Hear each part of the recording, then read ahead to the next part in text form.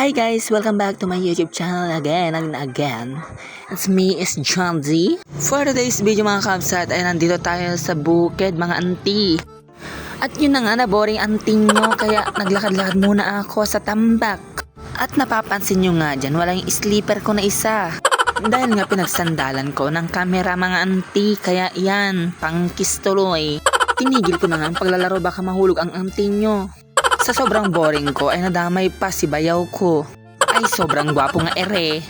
At nung time na yan ay inagaw ko sa kanya yung tabas kasi gusto kong makaranas ng sakit at pait. Ha? Nung time na yan gusto kong linisin yung tambak kahit malinis na eme-eme. Kasla trumit ay ano kit-kitaim ay anak ko. Kasi nga baka sinapian ako ng kasipagan kaya yan nagagawa ko. At nung time na yan ay tinatawa ako ni ate para magsilong. At ayun na nga ayaw ko magpaawat kasi sinapian niya si Antinyo. At nung time na yan ay tinatanong ni ate kung bakit wala daw akong jacket. Ay oo nga ere, gaano ba katibay ang balat ko para sa ganito? Siguro nga parte ito ng kasipagan ko na sumapi sa akin. At nung makalipas ng ilang taon ay nakarandam ako ng init.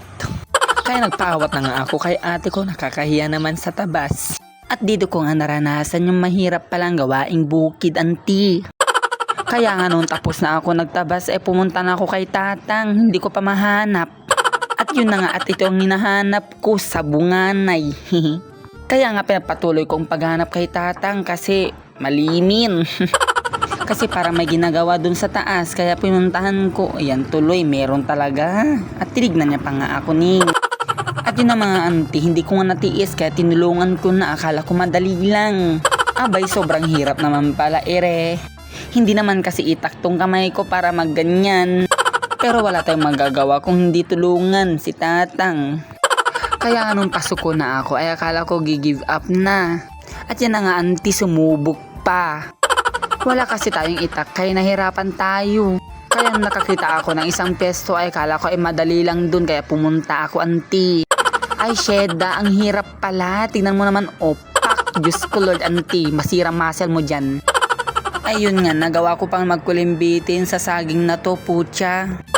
Ay Diyos ko mga mare, hindi na ako natutuwa dito. Sobrang hirap naman pala itong ginagawa ni tatang.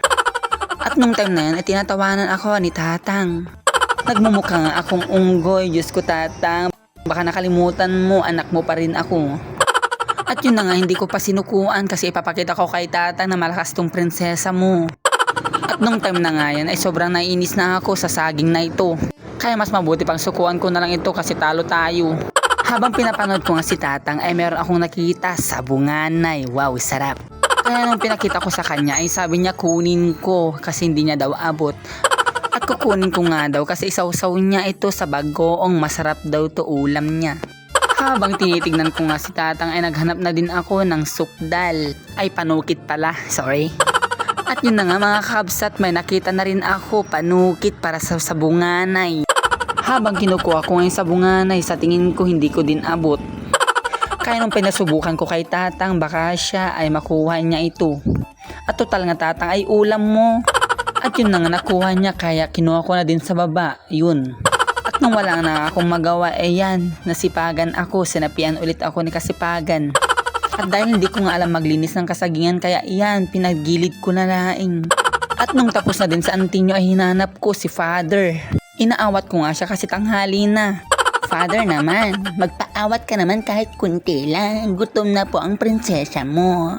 Pero sabi niya sa akin kunti na lang daw yan, kaya papatapusin ko na lang daw. Buti pa tong bayaw ko ay panigurado ulam na ito. Ay dahan-dahan po, baka mategi ka.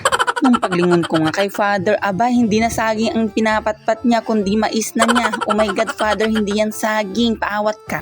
At dito ko nga din ikakatong video natin kasi lobat na si Antinyo. Bye, maraming salamat. See you there.